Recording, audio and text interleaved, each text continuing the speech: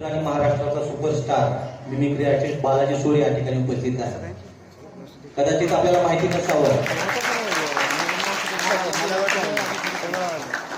या संगीताची ताकद, मुक्तेश्वरांचा आशीर्वाद कदाचित त्याला भेटण्याची वेळ असावी म्हणून तर तो या ठिकाणी उपस्थित आहे. नाहीतर तो सहजासहजी कुणा कार्यक्रमाला येत नाही. पण माझ्या विनंतीला मान्य होतेही या ठिकाणी उपस्थित आहेत. मी त्याचंही मनापासून स्वागत करतो. माझे गुरुबंधू वेदांती महाराज हे या ठिकाणी उपस्थित आहेत, त्यांचे मी मनापासून स्वागत करतो. मोठ्या संख्येनं मला आता आल्यानंतर अजयने सांगितलं की भैया जवळपास 150 विद्यार्थी आहेत आणि मला वाटतं ही फार मोठी संख्या आहे या औसा तालुक्याच्या दृष्टीने.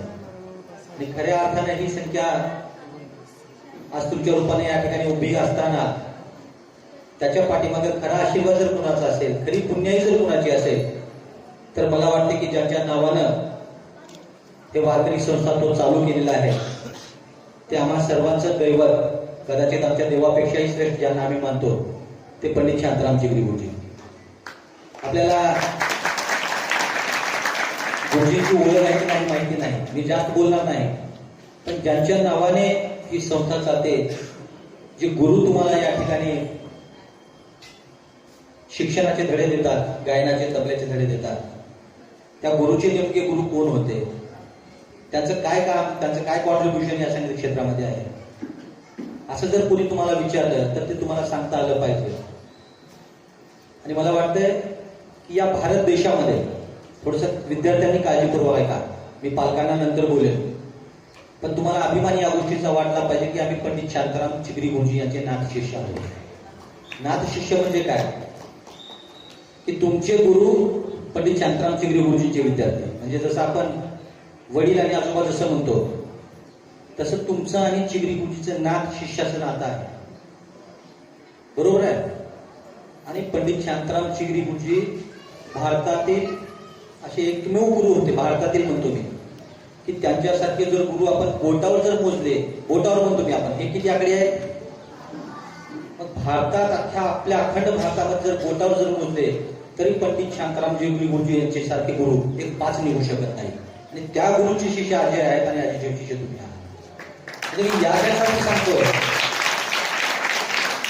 याच्यासाठी सांगतोय की एक मात्र गुरुजी असे होते की त्यांचं गायन हे सर्वोत्तम होतं. नुसतं गायनच नाही तर गुरुजी उत्तम तबला वाजवायचे, उत्तम सतार वाजवायचे, उत्तम बासरी वाजवायचे, उत्तम व्हायोलिन वाजवायचे, उत्तम पखवाज वाजवायचे. तुम्हाला फोटो वाटेल, पंडित शांताराम चिगरी गुरुजी यांनी लता मंगेशकर सोबत 3.5 वर्ष साथसंगत केली. लता मंगेशकरच्या 4 ते 5 चित्रपटामध्ये स्वतः गुरुजींनी संगीत करून तिथं वादन केलेलं आहे. म्हणजे भारतातले जे दिग्गज गुरु आहेत, भारतातले म्हणतो मी, ते प्रत्येक गुरुकडे गुरुजींनी शिकण्याचं काम केलेलं आहे. म्हणजे आपण एक गुरुकडे शिकलो तर आपण थकून जातो, पण गायन क्षेत्रामधले 6 गुरु आणि तबला क्षेत्रामधले 6 गुरु, आणि तेही मातबर यांच्या गुरुकडे गुरुजींनी शिक्षण घेतलं होतं. आणि त्यांच्या नावाने ही संस्था सत्य. मनापासून मला अजयचं कौतुक करावं वाटतं की अजय मला फार ज्युनियर आहे, आम्ही दोघं गुरुबंधू आहोत, पण त्याच्यामधली जी समज आहे, त्याच्यामधलं जे संगीताप्रती, गुरुजींप्रती जे त्याचा भाव आहे, तो अतिशय पवित्र, जितका देवाचा पवित्र भाव असतो तितकाच भाव अजयचा आहे. आणि आपण सर्वांनी अजयच्या सांगीतिक करिअरवर, त्याच्या स्वभावावर, त्याच्या संगीतावर विश्वास ठेवून मोठ्या संख्येने सर्व पालक या ठिकाणी आपल्या मुलांना या संस्थेमध्ये शिकवण्यासाठी पाठवले. मी तर आपलं मनापासून अभिनंदन करतो. कारण मी आता मंचावर आमचं हनुमंत रासटेचा मुलगा तबला वाजवत होता. मला माहित नाही, मी आता आल्याला मी अजयला आमच्या धाराशिव सरांना म्हणालो की काय ताकदीचा तो मुलगा तबला वाजवतोय. तेव्हा मला अजयने सांगितलं की तो हनुमंत रासटे सरांचा मुलगा आहे. आणि माझी काल जवळपास 1 तास माझी हनुमंत भैयाची बसवंत धाराशिव भाऊजींची चर्चा झाली. हनुमंतने मला 2-3दा विनंती केली होती की सुनभाई तुम्ही एक वेळेस घरी या, माझ्या मुलाला प्रचंड संगीतची आवड आहे. आणि खऱ्या अर्थानं मला आज त्याचा तबला ऐकायला मिळाला. तुम्हाला किती माहिती नाही, लातूर जिल्ह्यातील औसा तालुक्याचा सुपुत्र पंडित मुकेश जाधव, जो जगातला सर्वात चांगल्या उत्तम तबला वादकापैकी एक तबला वादक आहे, तो लातूर औशाचा सुपुत्र आहे. आणि मला वाटतंय की हनुमंतचा मुलगा उद्याचा मुकेश झाल्याशिवाय राहणार नाही. मी अतिशय काळजीपूर्वक सांगतो, माझ्या मित्राचा मुलगा आहे म्हणून मी ते चांगलं म्हणत नाही. कारण संगीत इतकं पवित्र आहे की इथं चुकून सुद्धा काही तुम्ही खोटा शब्द बोललो तर ते साध्य होऊ शकत नाही. कारण त्याच्या तबलामधला जो वजन आहे, त्याच्या तबल्यामध्ये जी थाप आहे, त्याचं तातातिती असेल, त्याचं धिरकीट असेल, त्याचं तिरकीट असेल, त्याची लगी असेल, त्याची लयकारी असेल आणि सगळ्यात महत्वाचं त्याचा बॅलन्स. बघा, तबला शिकत असताना किंवा गायन शिकत असताना एकच गोष्टी जर तुम्ही चालवलं ते साध्य होऊ शकत नाही. जेवढं तुम्हाला रियाज करायचा आहे त्याच्यापेक्षा जास्त तुमचं ऐकणं पाहिजे. ऐकल्यातून तुमचा सर्वात मोठा रियाज होतो आणि ती समज तुमच्यामध्ये येते. आणि मला वाटतं, तुझं काय नाव बेटा? हेच राचटे पृथ्वीराज सारखी समज यायला संगीत मध्ये कमीत कमी 10 वर्ष घालायला पाहिजे. तर त्याच्या एवढी समज तबल्यामध्ये येऊ शकते. पण त्याच्यामध्ये ते उपजत गुण आहे, त्याला अजून अधिकचा रियाज करायची गरज आहे. शेवटी जेव्हा लय वाढली होती तेव्हा त्याचा हात अवघडला होता. भले तो बिरादारला म्हणत होता, तू मन आणखी मी वाजवतो, तू मन आणखी मी वाजवतो, पण त्याच्या खुब्याला त्रास होत होता. त्याचं कारण एकमेव असं आहे पृथ्वीराज, की तुला सकाळचा रियाज करावा लागेल बेटा. एकमेव तुम्हाला पहिल्यांदा गुरुवर श्रद्धा ठेवायला पाहिजे, 100% निष्ठेने श्रद्धा ठेवायला पाहिजे. आणि त्याच्यासोबत तुम्हाला रियाज महत्वाचा आहे. तुम्ही रियाज नाही केला तरी गुरुवर किती जरी श्रद्धा ठेवला तरी ते काहीच तुम्हाला गाणं किंवा तबला साध्य होत नाही. तुमच्या श्रद्धेसोबत तुम्हाला रियाज अतिशय महत्वाचा आहे. आणि जेव्हा मी आज पृथ्वीराजकडे तेव्हा त्या बिरादारकडे पाहिलो की तुम्ही मेहनत करत आहात, अधिकची मेहनत करण्याची तुम्हाला गरज आहे. आणि मी म्हणाल्यासारखं एक पृथ्वीराज इथं घडून उपयोग होणार नाही, म्हणजे असंख्य पृथ्वीराज इथून घडले पाहिजेत. आमच्या गुरुभगिनी आहेत, आमच्या अंजली आनंदी गायकवाड, तुम्ही नाव ऐकून असाल, बरोबर आहे. आज मुलींची संख्या जास्त आहे, तुमच्यामधून सुद्धा एखादी अंजली नंदिनी गायकवाड होऊन इंडियन आर्मीमध्ये गेली पाहिजे. या सदिच्छा या निमित्ताने मी व्यक्त करतो. अजय, तू खूप चांगलं काम करत आहे. जिथं कुठं गरज वाटेल गुरुजींचा आशीर्वाद तुझ्या पाठीमागे कायम आहे.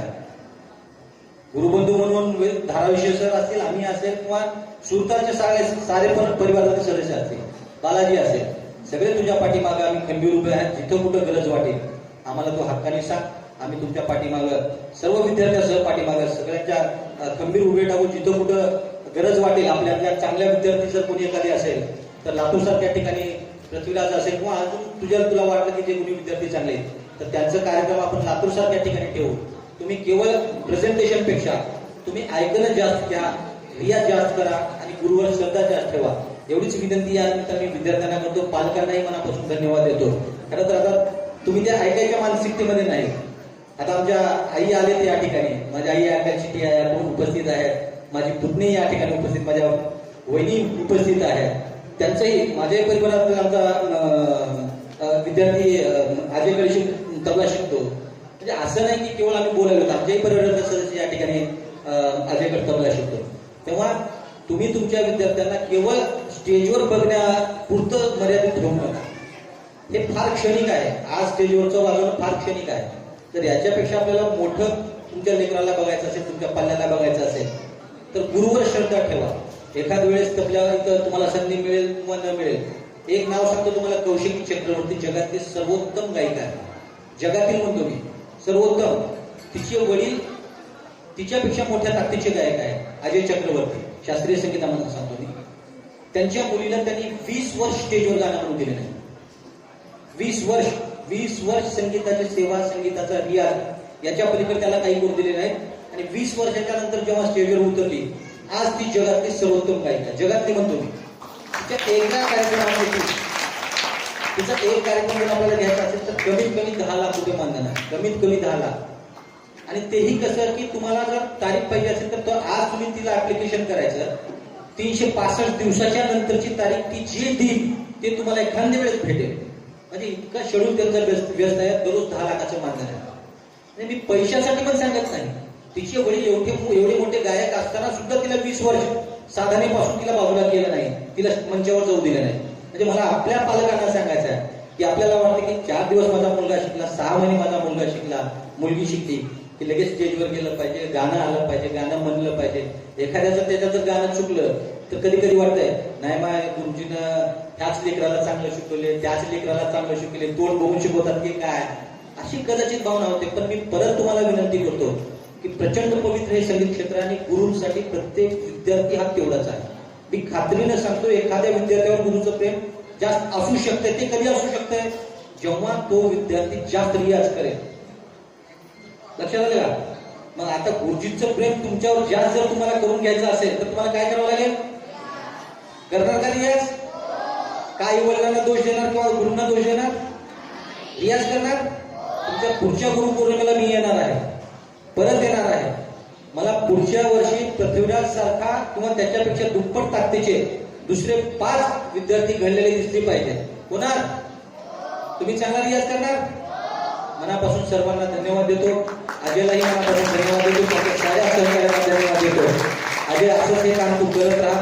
गुरुजींची पुण्याई, गुरुजींचा आशीर्वाद, मुक्तेश्वरांचा आशीर्वाद, सगळ्या पालकांचा स्नेह तुझ्यासोबत कायम राहील एवढीच अपेक्षा या ठिकाणी व्यक्त करतो. तुझ्या निमित्ताने या ठिकाणी कार्यक्रमाला येता आलं, मान सन्मान दिला, बोलण्याची संधी दिली, सन्मान केला, त्याबद्दल आपल्या सर्वांचे आभार व्यक्त करतो. थांबतो. धन्यवाद. जय हिंद, जय महाराष्ट्र.